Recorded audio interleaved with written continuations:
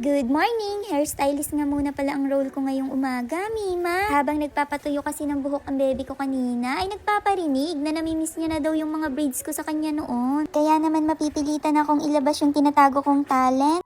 Oh, hindi nyo alam, Mima, may tinatago pa akong ibang talent bukod sa pakikipagmarites at sa pagsayaw na hindi tumutugma sa tugtog.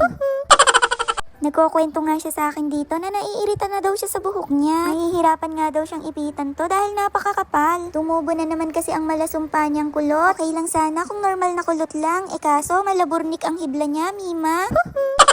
Huy, sorry na agad nak. Kamukha naman talaga kasi ng burnik ni. Sabi ko nga sa kanya, ipariban na lang namin ulit kapag humaba na yung kulot niya. Sa ngayon, pagtyagaan muna naming ipitan para hindi naman masyadong matrigger sa gamot ng reband yung buhok. Ganitong ganito din ang buhok ko nung kaedad niya ako, Mima. Halos taon-taon nga ako nagpapariban noon, pero ngayon, nagsawa na yatang tumubo ang kulot ko. Buhok ko na ang nag-adjust sa kagustuhan kong maging unat, Mima. Hey, sana all na lang talaga nag-a-adjust. Nagmamadali na nga ako dito dahil on the way na yung sundo niya. Huwag ko nga daw bilisan dahil inaantay niya pa na mag-announce ang school niya na walang pasok dahil nga may bagyo. Huy, umaasa-asa ka na naman. Dinadaan niya na nga lang ako sa kwentuhan dito, Mima, para mapatagal tong ginagawa ko sa kanya. Bukas siya mag-isa, narinig ko pag gabi tumutunog. Hindi siya yung literal na bubukas na gano'n. Creepy naman. Hindi siya yung literal na bubukas. Ano lang siya parang, Baka niya. Ay, manakasaradong maigi ang dinuduron ko ng mga damit para may sara eh. Tapos nasa ako, tapos nag-ano siya, bubukas siya, narinig ko. Pero hindi siya yung literal na bubukas na gano'n. Maliit na awang lang bubukas siya. Nagaganyan siya. gabi niya din akin. Minsan nga nung natatakot ako. Muna. Tapos ano kayong tumutunog kaninang fall? Parang ibon na ano. Pero dito banda. Katik-tik. Hindi, iba naman ito. Naku, buntis. Tapos lang po yung multo mo. Patay din. Ay, patay.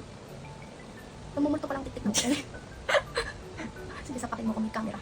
Mabait ka dapat. Pero minsan sapakin mo ako para nakakatawa. Yan, ka na. Ang cute ko dun, oh, mukha kong ano, Barbie. May teletubbies pa nun, ang mukha ko. Saan yan? Hindi ko naalala yun. Yung. Yung, ayun na, yung picture dun sa may flower. Hindi ko naalala yun, saan natin kinuha yun? Ano ko sa mga. Maano pa dyan? Ang liit mo pa nun, oh. Ay, ayun. Ako. Yan na may picture tayo nila namin. Tapos lupaw. Ay, matalang sila tita Edgar, Tamarlene, to yung. Hindi na sa picture niya.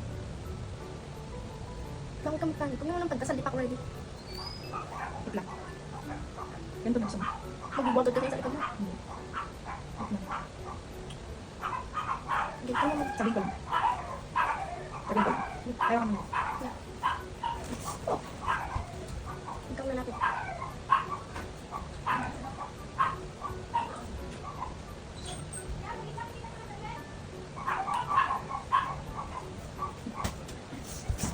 Aray! Aray ka. Ay, suklay. Nasa'yo. Nasa'yo. Suklay. Suklay. Ang gar ka na. Enjoy. Dami mo. Kahit ganyan. Ito na nga bang sinasabi ko sa kanya, dumating na ang service niya. Inaantay ko na nga lang saglit at sayang naman kung di ko na itutuloy ito. Medyo late na din kasi siya nagpaipit sa akin, 6:05 na, 6:25 dumadating ang service niya, Mima. Sabi ko nga agahan niya na sa susunod. Para hindi naman ako naghahabol ng oras at natataranta. Hindi pa yan tapos pero tinapos ko na lang para matapos na. Huy, ano raw? Ang gulo. Hanggang dito na lang mga Mima. Bye!